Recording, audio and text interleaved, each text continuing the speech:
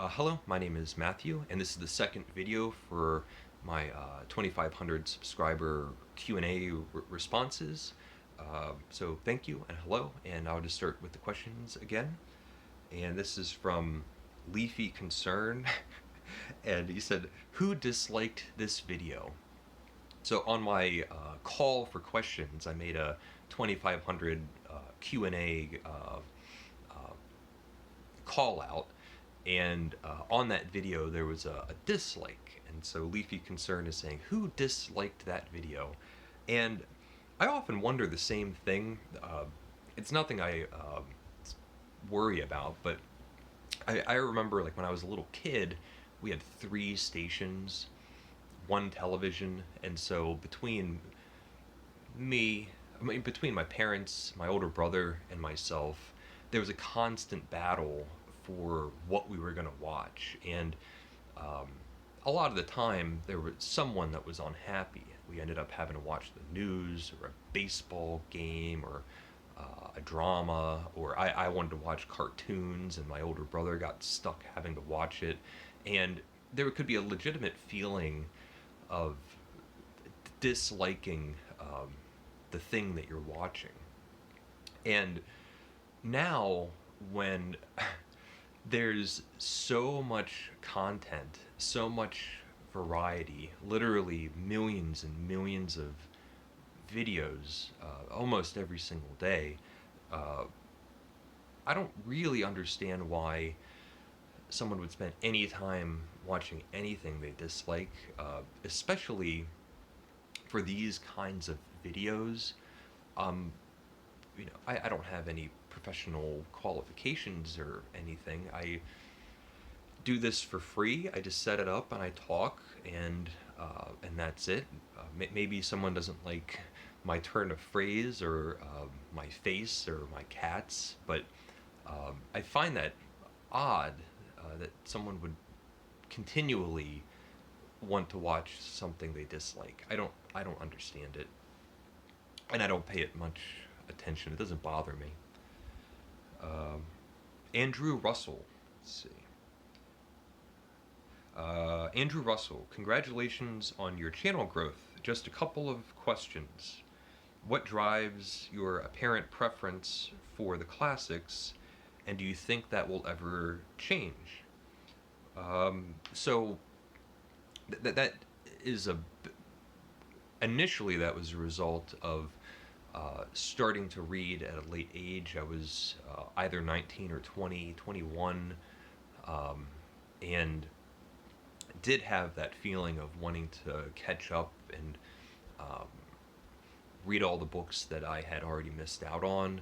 Um, Sort of a byproduct of that is that it turned out that I really like those kinds of books, and there's something assuring about reading a book that has survived hundreds of years and thousands and hundreds of thousands of um, readings, where it continues to be relevant or important or enjoyable.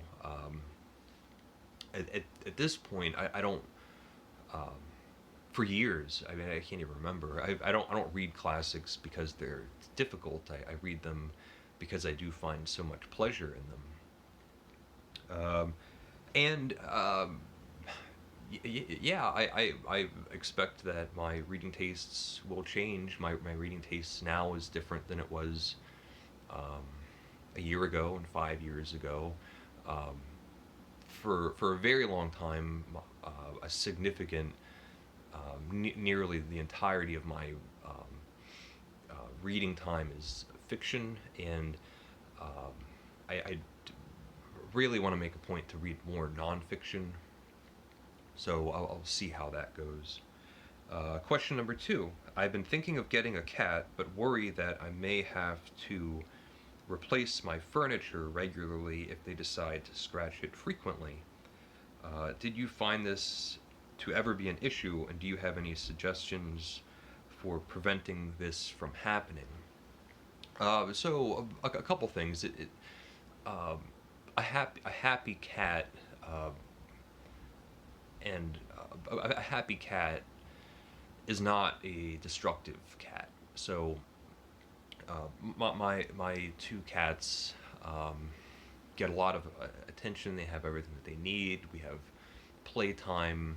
They seem to have an intuition as to what are their toys and what are my toys as far as furniture goes. Um, and um, and it makes all the difference.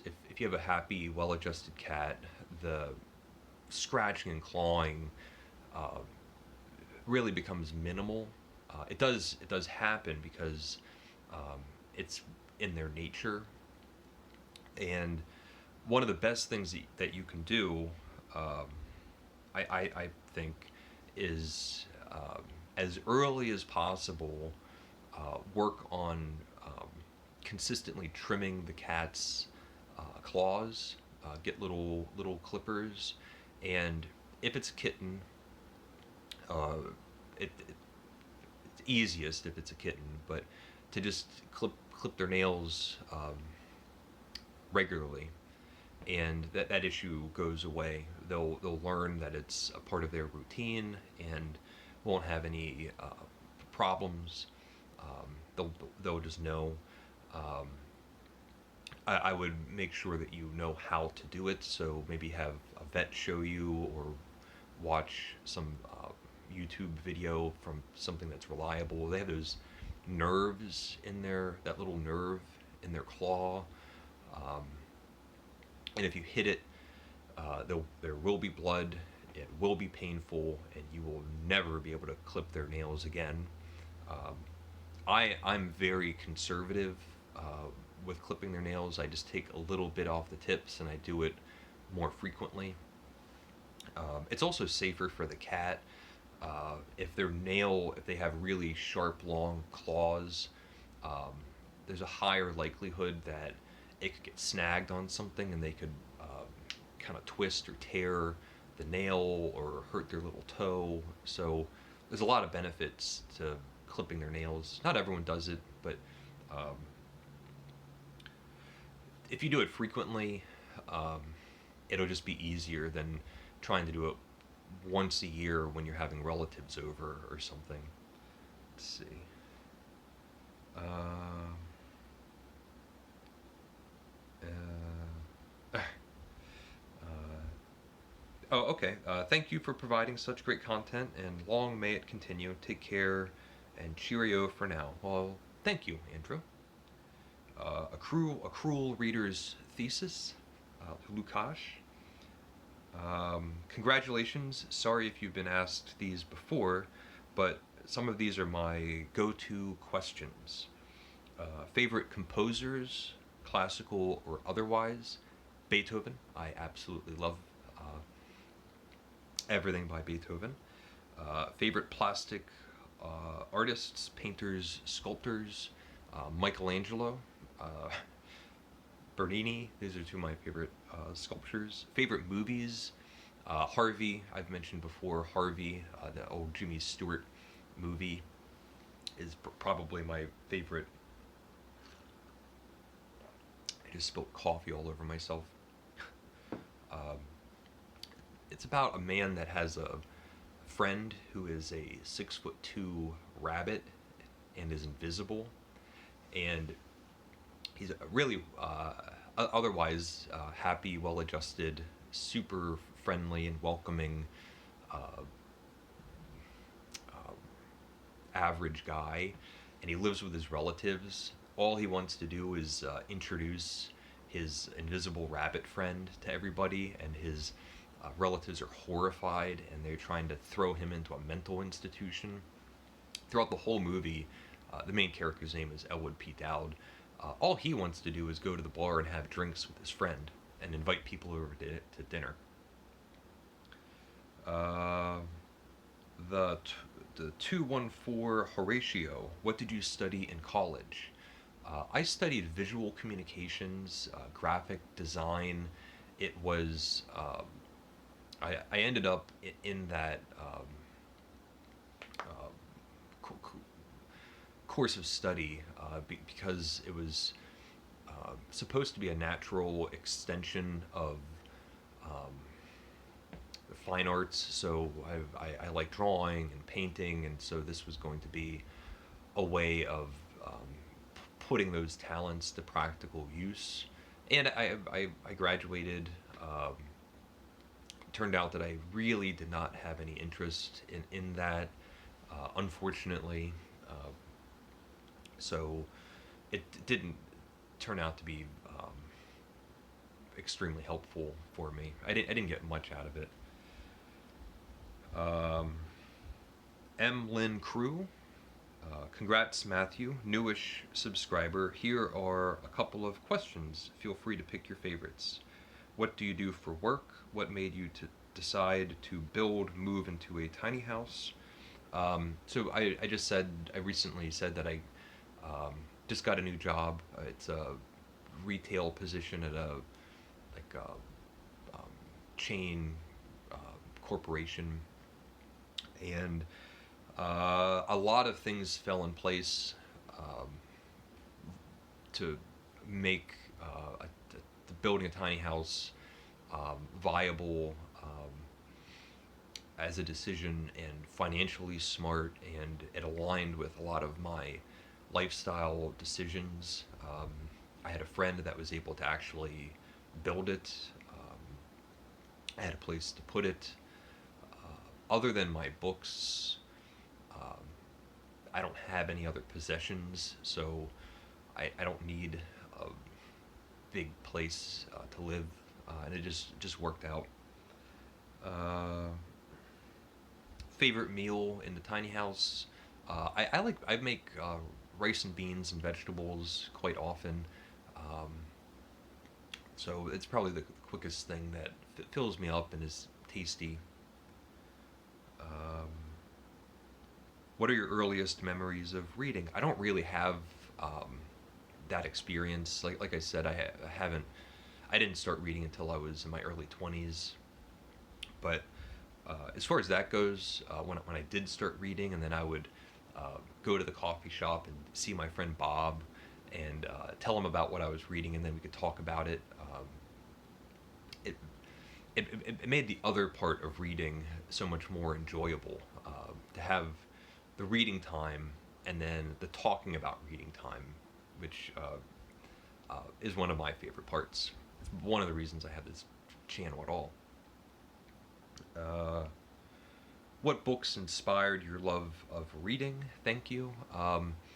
There were a small handful of classics, like 19th century literature, that uh, went from this like boring, uh, not intimidating, but um, unapproachable wall to having it click that um, pretty much all of these writers are trying to be entertaining, and the moment where their brand of sense of humor matches um, your own, or you start getting a visual picture or an emotional connection, um, is just having like the clouds part. One of the books for me was Jude the Obscure by Thomas Hardy. That's probably my first book that comes to mind that did those things. Um, Book Buds. Love your videos. How did you grow your channel to get so many subscribers? We've been doing this for only a few months, but it seems like it takes forever. LOL. Any tips? Um, yeah, well, hello and thank you. If anyone's looking for check out a new channel, Book Buds, I'll try to remember to leave a link. Um, I wish I could have tips. I've never acted. I don't believe that I've done anything actively to um, gain subscribers. I think my first 9 months on close to a year making videos, I had maybe 50 subscribers. No one was really watching my videos, And for whatever reason, it didn't bother me that much. My main goal was um, to have these videos that I'm making as best I can just be a reflection of um, the books that I was reading for myself. Um, Mostly book reviews, just not even a review, it's just a discussion of the books I was reading at the time.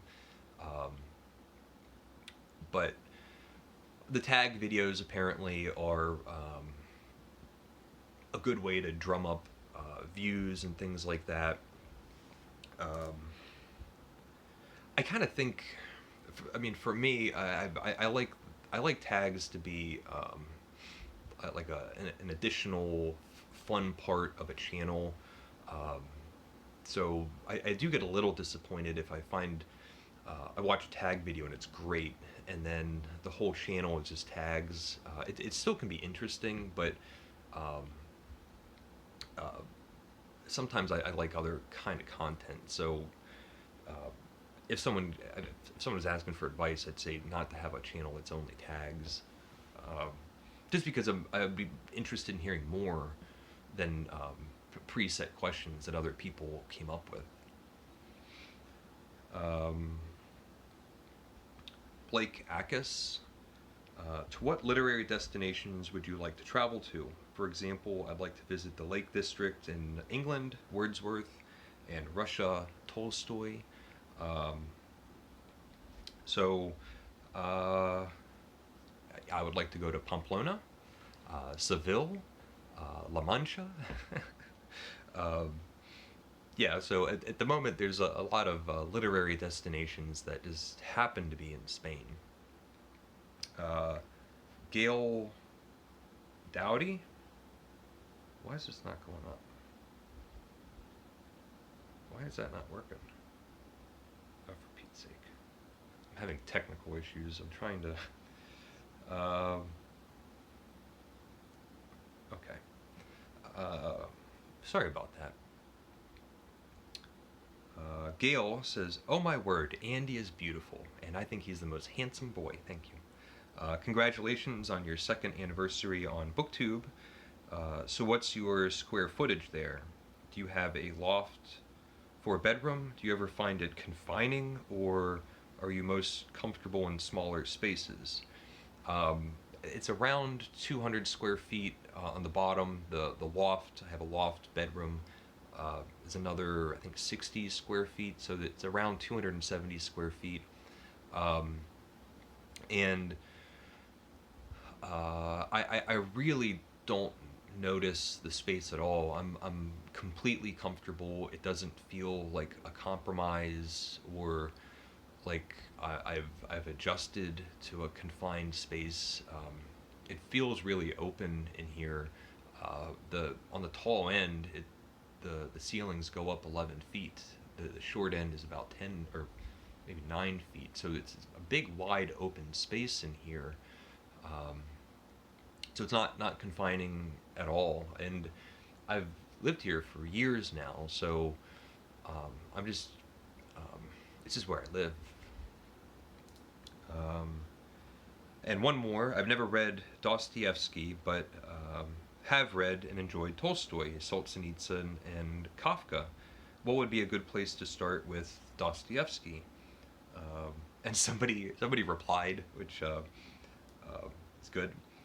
So Richard Benitez said, "Gail, I'm sure Matthew would say Crime and Punishment. It's a must-read. It's very Russian. Love it." And so, Gail, depending on what you're looking for, Crime and Punishment is a good start if you're looking to read one of Dostoevsky's big, great novels. It's the most approachable of the 4 or 5. Karamazov Brothers is great, but anybody would be a jerk to recommend that to be the first place to start with Dostoevsky. If you're looking for a shorter work, which might be a better option to just get a sense of the author before you commit to 800 pages or whatever it is, Notes from Underground is another one of Dostoevsky's like well-known, influential works. It's maybe 100 pages. Um, the Double and the Gambler, little bit longer, but still quite short. Um, there's a short story called The Crocodile, and it's a comedy. It's a funny short story. It's not the best place to get a sense of Dostoevsky, but it is probably the best place to just enjoy Dostoevsky. Andrea, so are we thinking Madrid or Pamplona, Caballero? And what books are you taking to Spain with you? So I'm thinking maybe we'll meet in Madrid and then have a trip and have an adventure in Pamplona. I think that sounds great. I also would love to see that Galicia and see the Spanish coast. So we'll be there together soon. Rainbow Sky, Gay and Proud. And this is the last question, I think. Why do you love French literature, Matthew? I always wondered about that. And second question, are you a writer, Matthew? Do you write? And another question, are you a bisexual man, Matthew? Because you have a dozen of gay books, and that is strange for a straight man to have. It is not heard of, but it is strange. Okay, so I went down a French literature rabbit hole, I don't know, 10, 12 years ago, and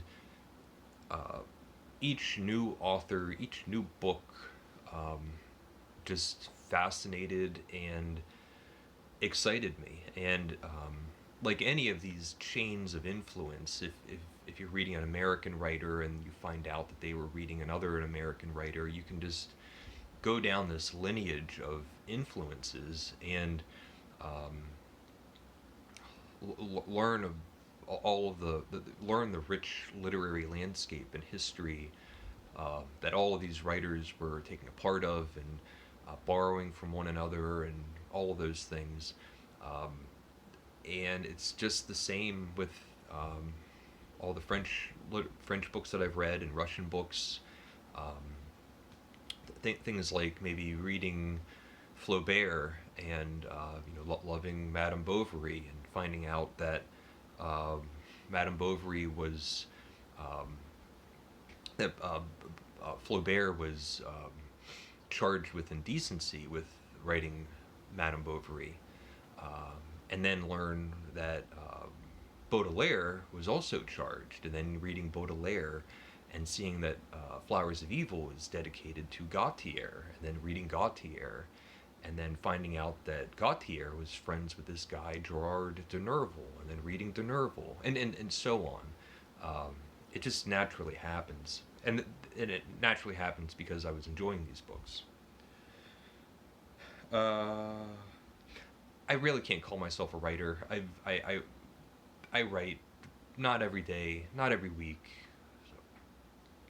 And am I a bisexual man? I am not. You say I have a dozen gay books. I'm not sure that I do. I would imagine I have a lot more than a dozen, and I don't know. I don't. It doesn't even cross my mind whether it would be strange or not. So. Yeah, it's not something that I think about when I'm looking for books to read, or it's not a deciding factor if I enjoy the book or not. It doesn't really cross my mind. So thank you, Rainbow Sky, Gay and Proud, and thank you for everybody else. For watching and leaving questions. All of this has been great fun. I'm going to keep making my videos, and hopefully we can keep talking back and forth and having a great time. So, thank you. Leave a comment if you would like. Thank you so much for um, making this enjoyable for me as well. Um, so, thank you. Leave a comment if you would like, and thank you for watching, and take care. Bye.